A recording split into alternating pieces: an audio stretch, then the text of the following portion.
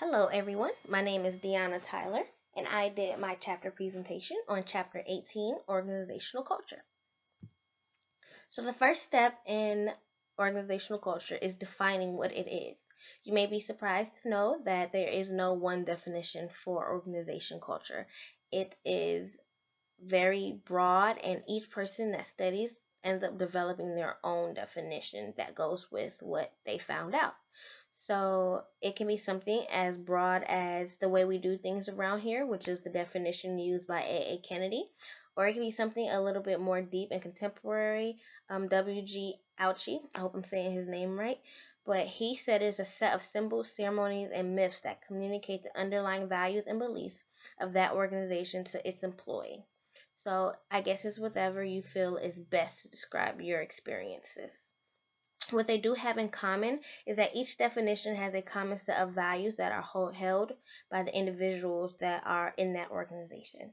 They can agree that the organization culture defines what is good and acceptable behavior and what is bad and unacceptable in different situations. So the next step is to create an organization culture. The first step in doing this is kind of split into two. You have to establish value. The first step of establishing value is the strategic values. The strategic values are the basic belief about an organization environment that shapes its strategy. They are developed following an environmental scanning. The scanning in strategic analysis evaluates economic, demographic, public policy, technological, and social trends to identify the needs of the marketplace and how the organization can meet those needs. Step two, that is within step one, is the culture values, which are the values of the employees, what they need to have and act as an organization to follow up with the strategic values. They should be grounded in the organization's belief and a way to help them succeed. So you have to have those two together in order to be successful. Without one, you have basically gone down a road of failure. The next step is to create a vision. The vision is where you see the organization in the future. So it's kind of like a goal. By this time, you feel that the organization should be at this place. The third step is to initiate implementation strategies. This builds on top of the values and initiates actions to accomplish the vision. So, what are the employees going to develop? What are the factors? What they're going to design? What are the trainings that they're going to have to go through to make the vision happen? The fourth step and the final step is to reinforce the cultural behaviors. You can do this in different ways.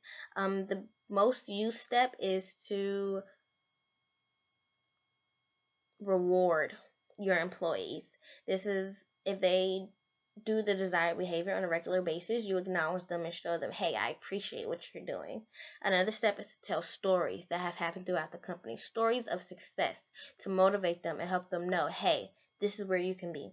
And the last technique you can use is to have ceremonies, acknowledgement ceremonies of you are not invisible. This gives them, or when I say them, the employees' acknowledgement of, hey, my work matters. And it makes them more willing to do the things that you want them to do as a manager.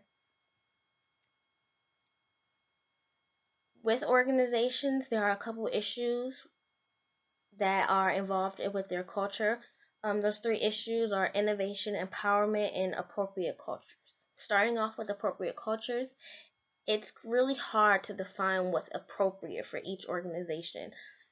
You have to think about the nature of the value of the chain and then also the dynamism of the environment. So you can't really say, hey, this is the best environment for this type of situation, for this type of organization, for what they're doing, because each organization has different people involved in it.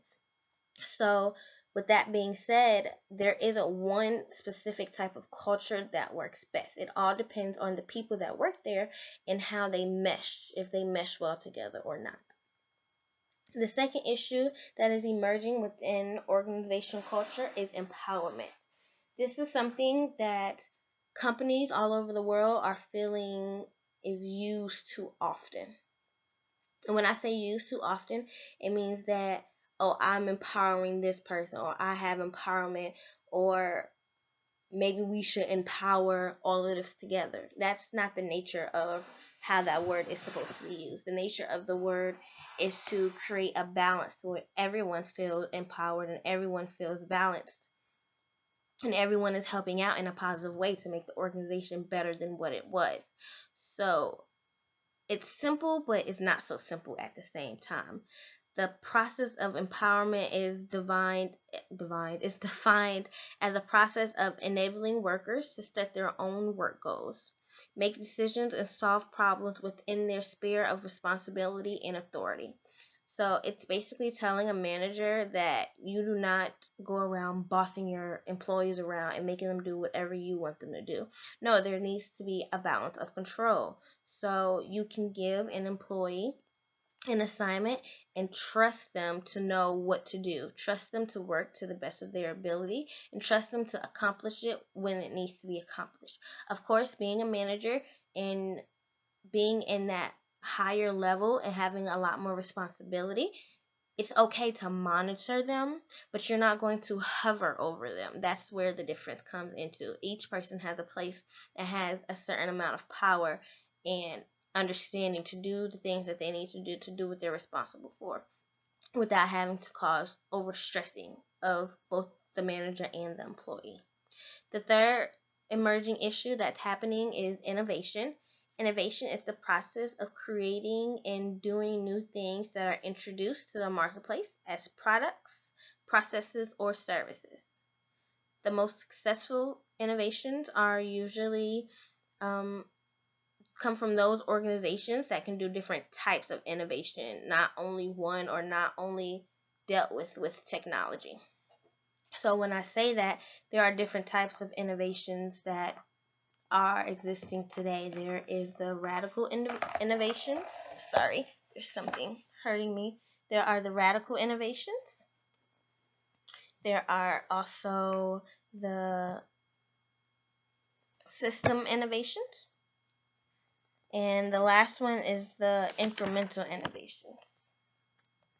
All three of these are involved in having a successful organization or having a successful innovation process, should I say. So maybe if you don't know, the radical innovation process is sometimes called the disruptive innovation process. It's a major breakthrough that changes or creates a whole new realm for the industry. It's something completely new and it's like a breakthrough in technology. System innovations create new functionality by assembling parts in new ways. So how cars have been around for many years, but then you have the hybrid car. So that's still a car, but it was assembled in a different way to be better for the environment. And then there's also the incremental innovation, which is the continuation of using technology improvements and to extend applications of radical systems and innovations, which is basically tweaking everything to make it better than what it was in the first place, just developing more. So the point is all of these have many risks with decisions of new technology and innovations and what should and shouldn't be done. The next step in an organizational culture is managing it. There are three elements that go into managing it, and that's taking advantage of what exists, the existing culture, teaching the organizational culture, and the last one is changing the organizational culture. So when we say take advantage of what already exists, don't walk in trying to start from scratch. These people who are already in this culture already understand and know something. So you have to go in, be open to observe, be open to experience, and once you get everything down packed, then you are able to evaluate and be a part of it and do the things and tweak things that needs to be done to make it even better. Teaching an organizational culture is understanding it and having other people who are in the organization understand it and do better with it. They are able to teach others, teach new employees, but also they develop it within themselves and they believe in it. So teaching the organizational culture is something that's can be great.